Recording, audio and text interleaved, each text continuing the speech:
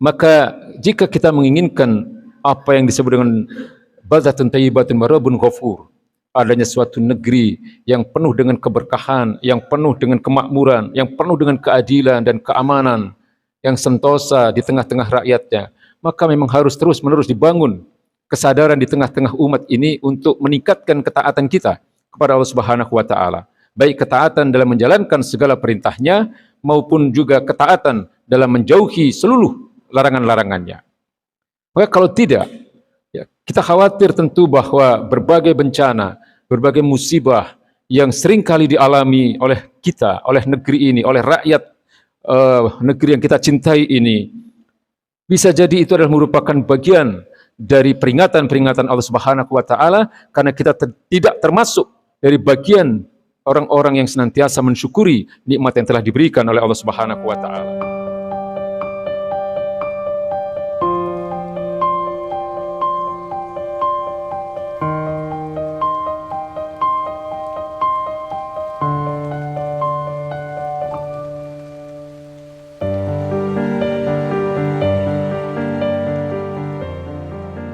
Jadi takwa ini adalah satu keharusan bagi kita jika kita ingin mendapatkan kemuliaan di sisi Allah Subhanahu wa taala. Oleh sebab itu pula jangan pernah berhenti untuk mensyukuri keislaman kita ini. Ya, mensyukuri berbagai nikmat yang telah dilimpahkan Allah Subhanahu wa taala. Mensyukuri kehidupan kita, mensyukuri keislaman kita, mensyukuri kesehatan kita. Dan tentu yang terkait dengan apa yang baru saja kita peringati adalah mensyukuri kemerdekaan ini. Namun perlu juga bahwa dalam hal ini kita luruskan makna syukur itu sendiri. Jadi tentang syukur ini mungkin ada satu ayat yang sangat populer yang seringkali disampaikan, yaitu surat Ibrahim ayat 7, di mana Allah Subhanahu wa taala mengatakan wa idz ta'azzana rabbukum la in syakartum la azidannakum wa la in kafartum inna azabi lasyadid.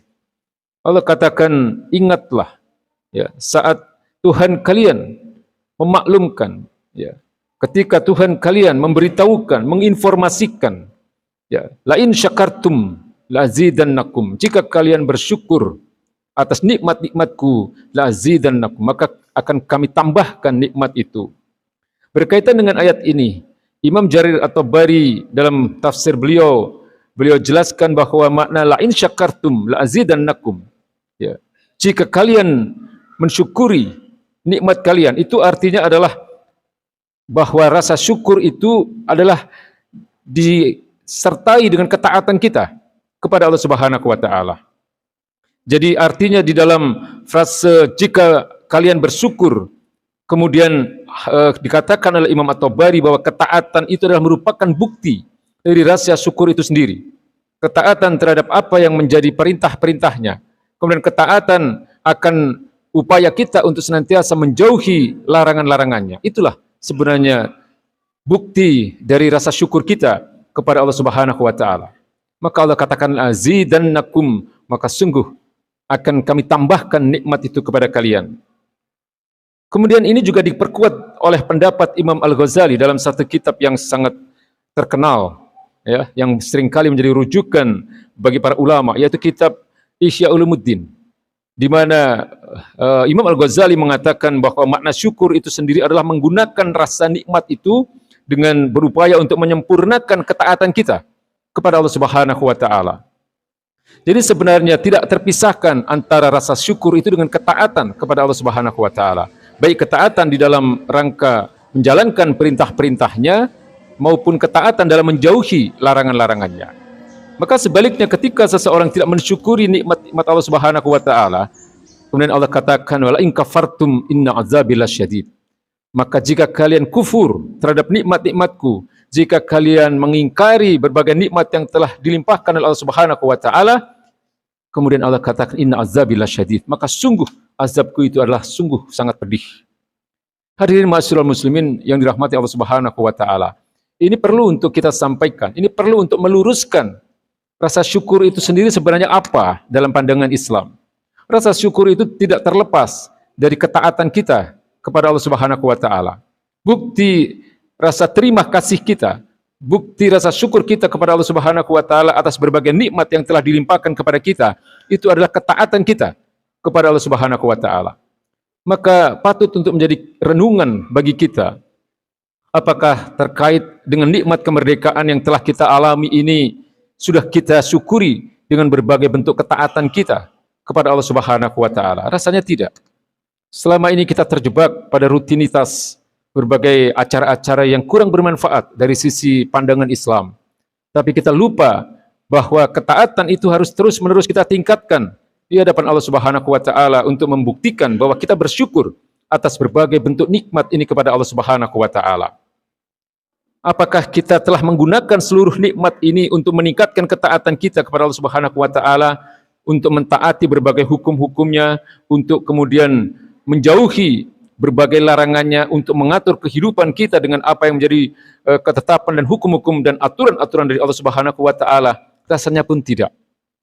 Ya, padahal jika saja itu dilakukan, pastilah Allah akan melimpahkan berbagai nikmatnya kepada kita. Pasti Allah akan memberikan keberkahan dan rahmatnya kepada negeri ini, kepada kita semua. Sebagaimana di dalam beberapa ayat ya, yang telah disampaikan oleh Allah Subhanahu wa taala, walau anna ahlal qura amanu wa taqaw la fathahna alaihim barakatim minas sama'i wal ardh.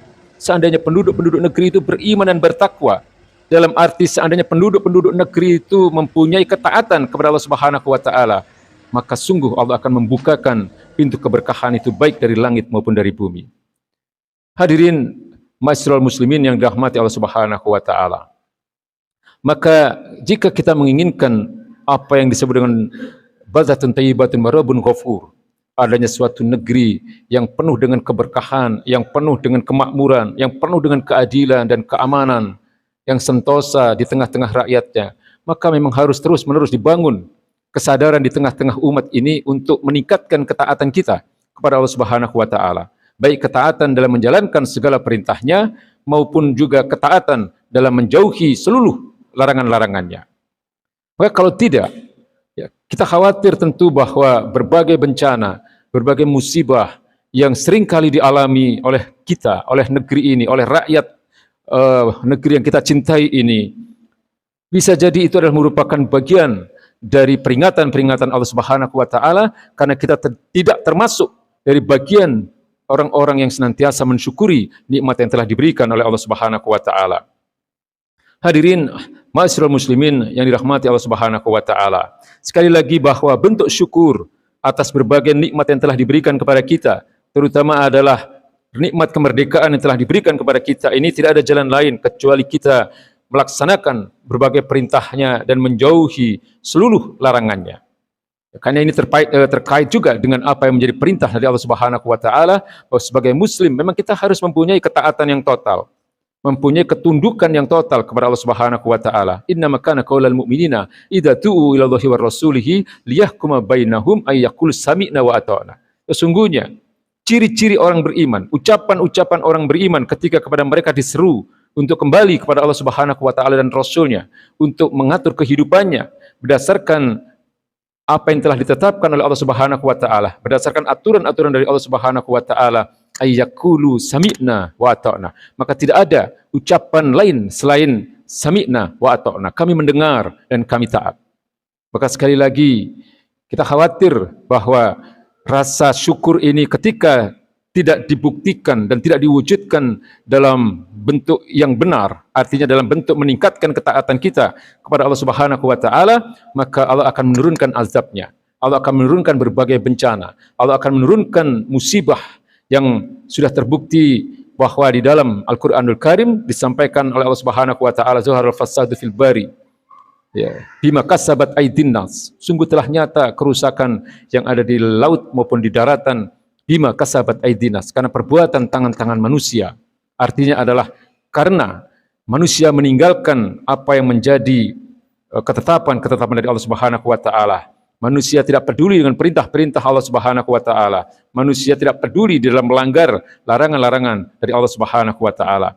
Maka dalam khutbah yang singkat ini, Al-Fakir terutama ingin mengingatkan bagi diri kami pribadi yang dhaif ini, dan juga mengingatkan kepada seluruh jamaah, marilah kita senantiasa berupaya untuk meningkatkan kesadaran di antara kita, membangun ketaatan yang lebih baik lagi kepada Allah Subhanahu wa taala, bukan hanya dalam persoalan-persoalan yang sifatnya ibadah, bukan hanya dalam persoalan-persoalan yang sifatnya individual, bukan hanya dalam persoalan pribadi yang seringkali kita sebut dengan ketaatan yang bersifat hubungan kita dengan Allah Subhanahu wa taala, hablum minallah, tapi juga ketaatan kita dalam hal-hal yang terkait dengan hablum minan nas, ketaatan yang terkait dengan hubungan muamalah di antara kita. Itu semua harus dilandasi atas ketaatan kita kepada Allah Subhanahu wa taala semata-mata untuk mengharap ridhonya. Itulah jika kita ingin benar-benar merasakan keberkahan dari apa yang dijanjikan oleh Allah Subhanahu wa taala. Barakallahu li wa lakum fil Qur'anil azim wa nafa'ani wa iyyakum.